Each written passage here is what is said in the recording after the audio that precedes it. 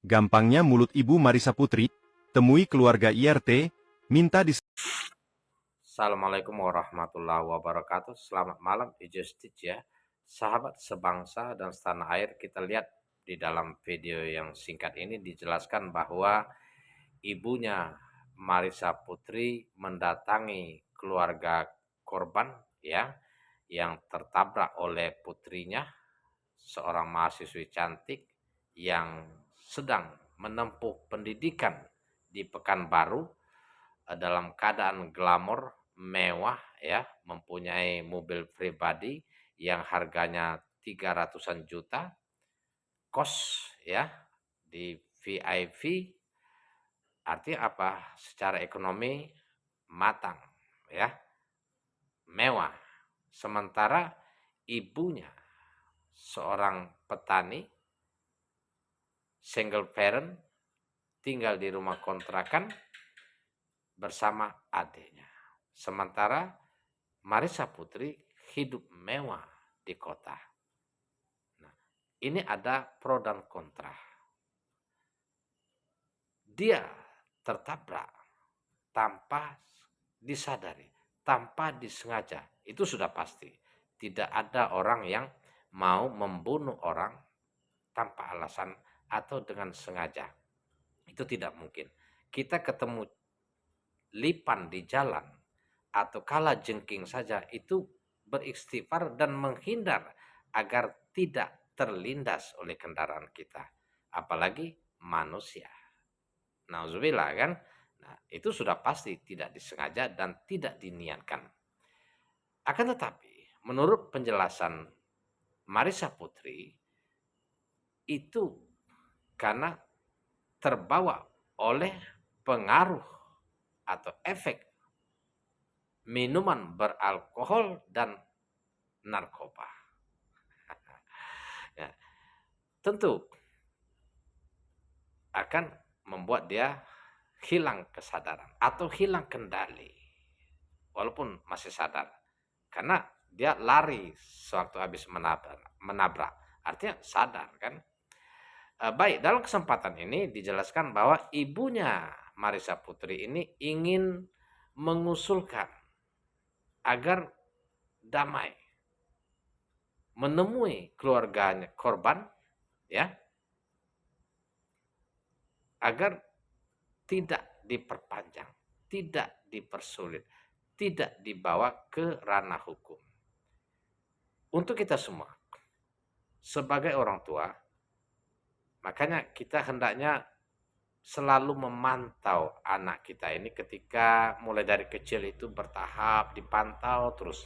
Jangan ketika ada yang bertentangan dengan norma agama, norma sosial ya, ada istiadat itu langsung dilarang ya, dinasihati, dicegah, dipukul ya, diskor apa permintaannya misalnya. Itu memang harus kita pantau ya. Maka Allah Subhanahu wa taala tuh berfirman, ku ampusakum wa ahlikum naron wa kuduhan nas wal hijar. Wahai orang-orang yang beriman, selamatkanlah, jagalah keluar diri kalian dan keluarga kalian dari ancaman jilatan api neraka yang bahan bakaran dari manusia dan bebatuan. Ini mulai dari sini kita sudah wanti-wanti terhadap keluarga kita, ya. Ayah, ibu itu harus bahu membahu memperhatikan karakter perilaku anak kita sehari-hari. Jangan setelah terjadi baru kita mau membela, mau menyelamatkan. Ini kan sudah nggak logis gitu, nggak masuk akal gitu kan, ya kan? Bagaimana mau berdamai? Ya, bisa jadi keluarga korban itu mau uh, damai, tidak mengadu, akan tetapi ini kan sudah berlapis, sudah ada alkohol, sudah ada narkoba, nanti akan digali oleh pihak yang berwenang, polisi. Narkoba itu dari mana? kamu beli mobil itu uangnya dari mana, ya, bayar uang kuliah itu dari mana, semuanya akan dijajaki. Ya, yang memberi makan kamu sehari-hari siapa, yang membiayai eh, pesta-pesta narkoba, dogem itu siapa, itu semuanya akan makanya panjang ini ceritanya ya, panjang, kait mengait. Maka ketika anak kita sekolahkan, kita tanggung biayanya. Kalau kita tidak mampu menanggung biayanya, ada orang lain yang menanggung biaya atas dasar apa? Perlu kita pantau. Jangan kita lepas, ya. Anak kita merantau misalnya, seperti Marissa Putri ini yang kita dengar dari berbagai media, ya, media cetak maupun media tulis, itu kita baca di YouTube sudah banyak sekali beredar, ya, eh, bahwa ibu dari single parent, ya, seorang petani, mohon maaf ya, Roma kontrakkan bersama adik-adiknya Marissa Putri. Artinya apa? Tidak seimbang, berbalik 100% dari glamornya Putri Ibu gitu. Maka kita hendaknya jangan setelah terjadi baru kepanasan. Sebelum terjadi itu kita harus mendidik, mendampingi, memantau, mengontrol anak-anak kita. Jadi begitu, lebih kurang ya. Jangan setelah terjadi kita ingin menyelamatkan. Kalau kita memang sayang pada keluarga kita, anak kita kontrol sedini mungkin. Dan kalau dia terjadi suatu kasus, itu bukan dibela. Kalaulah sekali dibela, nanti akan terulang. Dibela lagi, terulang. Jadi akhirnya manja.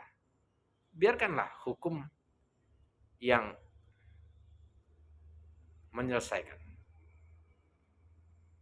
Karena kalau dia sudah terkena narkoba, perlu direhabilitasi. Ya, untuk mengubah orang yang canduan narkoba itu nggak gampang. Apalagi ada praduga misalnya. Si Marissa Putri ini membantu peredaran narkoba itu sendiri, bisa jadi. Ya, bisa jadi. Maka akan prosesnya panjang. Jadi hal mustahil untuk menyelamatkan putrinya dari satu sisi. Ya, bisa jadi keluarga memaafkan, sebagaimana banyak saya dengar terjadi kecelakaan itu nggak sampai ke polisi, nggak sampai ke jalur hukum, karena ada saling tawar menawar, saling kasih mengasihi antara pihak korban dan pelaku kecelakaan, baik sengaja ataupun tidak sengaja. Bisa jadi. Namun ini lain halnya. Karena kasusnya sudah berlapis ya. Sudah ada narkoba, sudah ada minum beralkohol, sudah ada dogem. Ini peredarannya sudah luas dan tentunya akan diproses. Ya. Jadi makanya di dalam berita tadi begitu gampangnya mulut Ibu Marissa Putri ini meminta maaf kepada korban. Gampang sekali katanya. Enak sekali. Sementara orang hilang nyawa. Ya, perlu kita ketahui bahwa kematian itu kita tidak tahu. Ya, mati karena kecelakaan, mati sedang sehat, sedang makan, sedang minum, sedang ibadah, dan lain sebagainya, itu hak prioritas Allah SWT yang kita tidak tahu. Namun, kita perlu menjaga diri kita dengan akhlak yang mulia adalah satu kebijakan yang baik. Assalamualaikum warahmatullahi wabarakatuh.